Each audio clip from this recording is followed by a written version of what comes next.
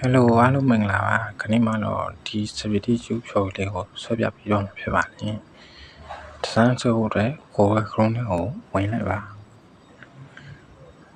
ပြီးရင် photopea.com ဆိုပြီးရရှာလိုက်ပါဒီမှာ new project ကိုနှိပ်ပါwidthကို1500 height ကို1500 resolution ကို300ထားပြီးဒီဇိုင်းဆွဲပါမယ်ပြီး create ကိုနှိပ်လိုက်ပါပြီးရင်ပုံလေးထည့်ဖို့အတွက် file နဲ့က open and play ကိုနှိပ်ပါပြီးရင်ကိုလိုချင်တဲ့ပုံလေးကိုရွေးပြီးဆက်လက်ပေးလိုက်ပါ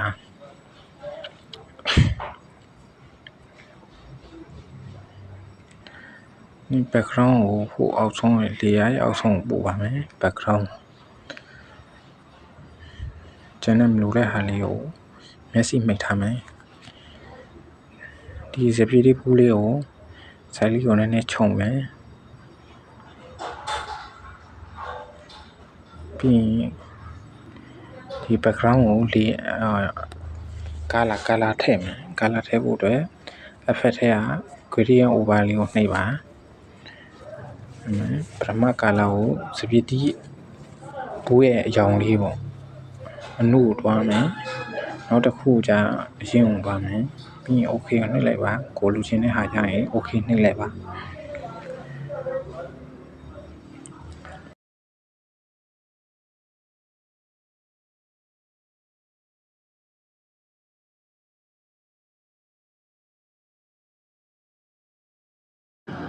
ပြီးရင်နောက်ထပ် background တစ်ခုလေးထပ်ထည့်မယ်ပေါ့ light အလင်းပြည့်နေတဲ့ဘက်လေးကိုထည့်ပါမယ်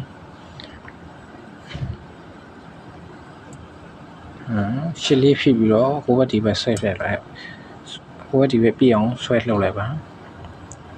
ပြီးရင် normal တဲ့က screen ကိုနှိပ်လိုက်ပါဒီ background ရဲ့အရောင်တိုင်းကပြောင်းသွားပါလိမ့်မယ်ပြီးရင်ဘူးလေးကိုကိုလိုချင်တဲ့ပုံစံနေထားလေးတိုင်းထားလိုက်ပါတစောင်းလေးပေါ့ကျွန်တော်ကတော့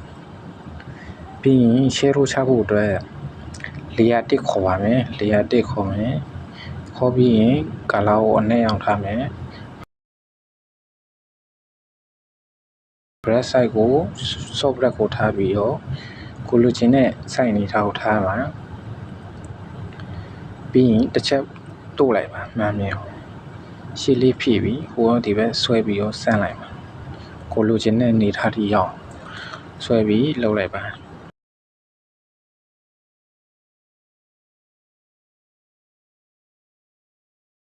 opacity လေးကိုခပ်ပါလေးလျှော့ပါမယ်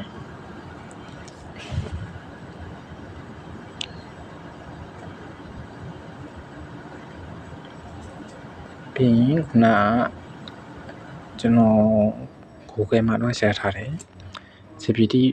အရေးလေးပေါ့အားလေးကိုထည့်မယ်ဒီကောင်းကိုဘူးရဲ့အနောက်ကိုရှိမှဖြစ်တဲ့အတွက်layerကိုဘူးရဲ့အောက်အနောက်ကိုတွားထားလိုက်ပါပြီးရင်ကိုလိုချင်တဲ့အနေထားလေးရအောင်ရွှေ့လိုက်ပါ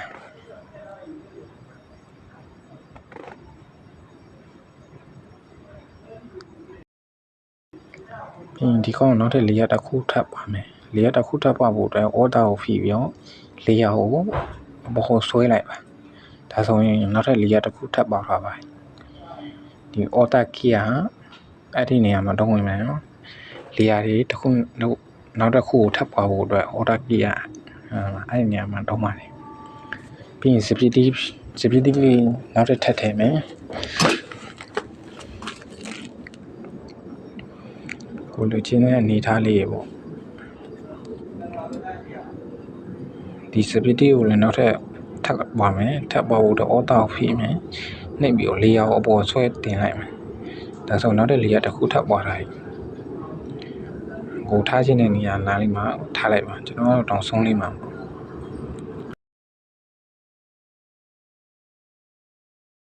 ဒီနောက်ထပ် GPT အရွယ်လေးပေါ့ဒီပုံလေးကိုGoogle မှာတွားပြီးရှားပြီးတော့ download ရပါတယ်ကိုထားခြင်းတဲ့နေရာလေးမှာကြည့်ကောင်းထားဒီကောင်းလည်းနောက်ထပ် layer ထပ်ပွားမယ်အော်တာကိုနှိပ်ပြီးရင် layer ကိုအပေါ်ဖြစ်ဖြစ်အောက်ဖြစ်ဖြစ် ကိုထားခြင်းတဲ့နေရာကိုပိတ်ပြီးဖိဆွဲလိုက်ဒါဆိုနောက်ထပ်400တစ်ခုထပ်ပါလာမင်းစိုက်အတေးကြီးပေါ့ကိုပါလို့ချင်းကြည့်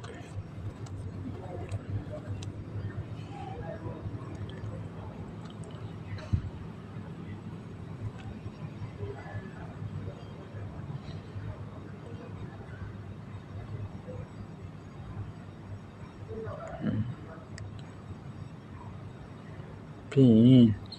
ဒီကောင်းလေးကိုဗလာပေးမယ်ပေါ့ဒီ background နဲ့ကနေထွက်လာတဲ့ပုံစံမျိုးလေးပေါ့ motion blur လေးပေးမယ် motion blur လေးဖေးတာတဲ့ကနေပြီးတော့ blur ကိုနှိပ်မယ်ပြီးရင် motion blur ကိုရွှေ့ပြီးတော့ကိုလိုချင်တဲ့ပုံစံနေထားလောက်ထိဝါအောင်လုပ် motion blur အဲ့နေရာမှာတုံးဝင်ပါတယ်ပြီးရင်ဒီကလေးပါရွေးကိုကြိုက်တဲ့နေရာနေပြီးတော့ဆောင်းလို့ရတယ်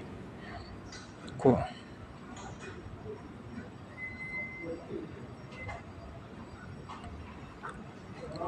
အကုန်လုံးဗလာပြီးမယ်ဒါမှ background နဲ့ကနေပြီးတော့ထွက်လာတဲ့ပုံစံမျိုးလေးဖြစ်ဝါလေး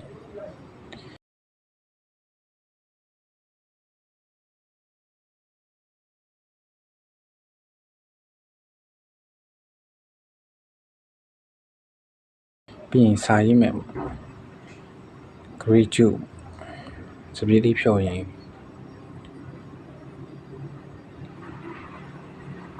ပြီးရင်ဒီကောင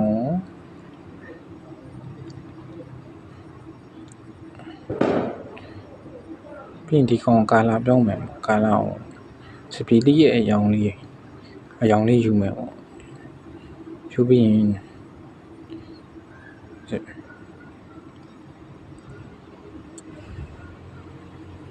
တို့ဖောင်ပြောင်းမယ်ဒီထဲမှာဖြိုရင်းနဲ့လိုက်မယ်ဖောင်လေးကိုပါလို့ရှာယူတုံးကြည့်ပါ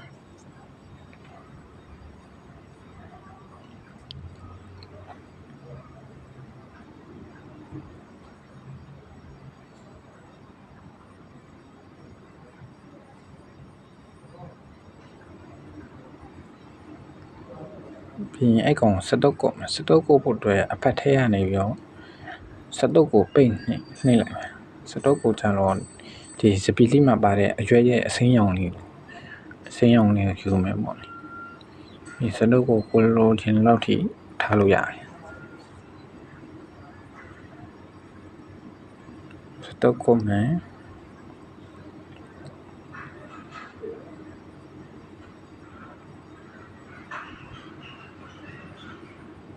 စတုတ်ကိုထူးလေးကွန်မယ်ပေါ့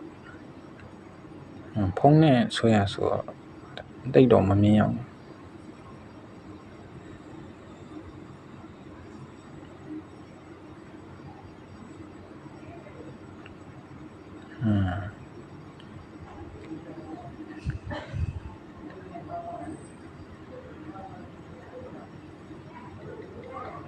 ပြီးရင် draw share ထုတ်ထားမယ် draw share ထုတ်ကိုလည်း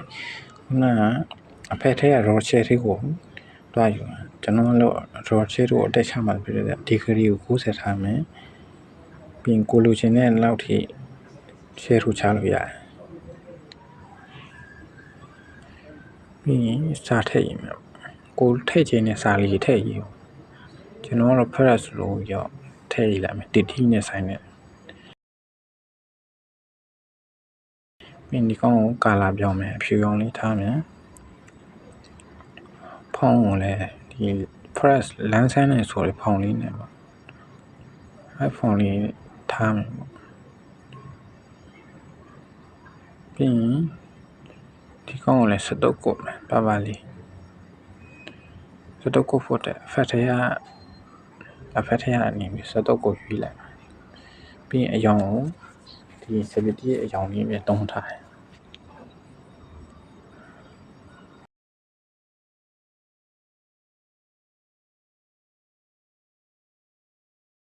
ဒီကောင်ကိုဆောင်းလေးလိုချင်တာဖြစ်တဲ့အတွက် control key ကိုနှိပ်ပါပြီးရင်ဒေါင်လေးကနေကိုလိုချင်တဲ့နေရာအထိဆောင်းအောင်ပိတ်ပြီးဆွဲလိုက်ပါဒေါင်လေးကနေပေါ့ဒါဆိုရင်ဆောင်းလေးရသွားစားရလေးရပြီးရင်အဲ့ကောင်ကိုဘူး စပီတီဖူးရဲ့နောက်ကိုလှမ်းပို့လိုက်ဒီလေယာကိုဖိဆွဲပေါ့ကိုလိုချင်တဲ့နေရာထိရောင်းဖိဆွဲပြီးလွတ်လိုက်ရပါ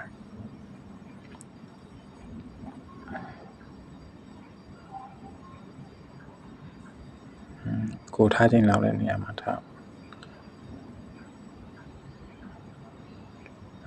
နောက်တစ်ခုထပ်တယ်ကိုရေးချင်တဲ့ထည့်ချင်တဲ့စာသားလေးထည့်အောင်ကျွန်တော်လောက်နေတစ်ဆိုအရာတာတစ်ဆိုပြီးထည့်လိုက်ဒီကောင် site လေးကိုခြုံကိုလိုချင်တော့ထိခြုံပြီးဒီကောင်ကိုရှိတ်နဲ့ခံလိုက်မယ်သူ့ကိုじゃစတော့မကုတ်တော့ရှိတ်ခံလိုက်မယ်ရှိတ်ကိုကာလာကိုတည့်ရဲ့အစင်းရောင်နေထားမယ်အစင်းရောင်ရင်းဘက်ကိုထားမှာအဲ့မှာအဖြူကမြင်ရမှာပေါ့စာရအဖြူကတို့နှစ်ခုကိုလေယာအပေါ်ညီအောင်ညှိဖို့တော့ control နှိမ့်မယ်လေယာနှစ်ခုကိုဆက်လက်ပြီးရင်အပေါ်ကမူတူးတဲ့ကနေဟိုဘက်ရွှေ့လိုက်ရင်အောင်မယ်ခလေကောင်တဲ့ဟာလေးညှိတဲ့ဟာလေးရှင်းအားလေးညှိလိုက်ပြီးရင်ဒီကောင်ကိုလည်းဆောင်းလေးလိုချင်တာဖြစ်တဲ့အတွက် control key လေးကိုနှိမ့်ပြီးကိုဆောင်းခြင်းတဲ့နေရာလေးကိုပိတ်ဆွဲလိုက်မယ်ပြီးရင်ဒီကောင်ကိုလည်းဒီချိုရက်ဖို့အနောက်ကိုပို့မယ်ပေါ့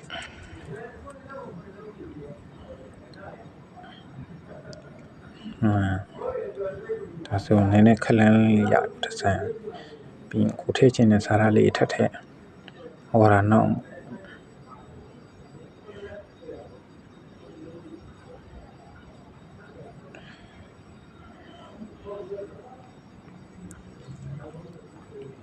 ပြီးရင်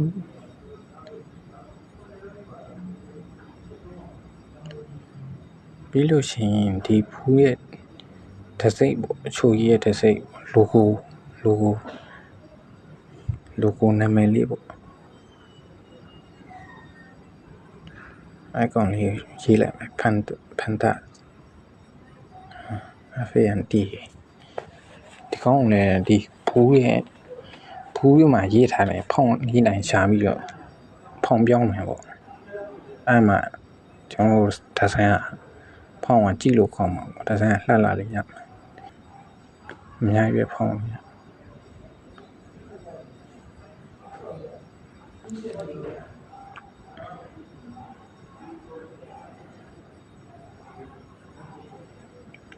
ဖုံးနေမှာဆိုတော့နည်းနည်းတော့ဆက်ရှိရတရားလေးဆိုညှိတော့ပြီးရင်ဒီနှစ်ခုကိုလည်းအလဲတက်ညှိမယ်ပေါ့ green နဲ့ဒီ logo နာမည်နဲ့ပေါ့ dedication နာမည်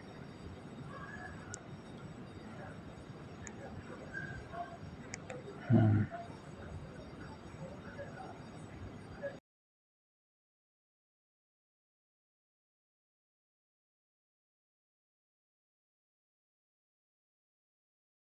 ြီးဟိုအောက်ကရှိတ်လေးကိုစက်တော့ဖြူအောင်လေးကိုအဲ့လီယာကိုရွေးအဖက်ထဲကနေစက်တော့ကိုချင်းတဲ့အဖြူအောင်လေးကျွန်တော်အခါပေါက်ကလေးပို့လိုက်အဲ့လိုဒီဇိုင်းကိုကြည့်ကောင်လှအောင်လုပ်ဒါဆိုရင်ဒီဇိုင်းလေးကပြီးတော့ပါပြီ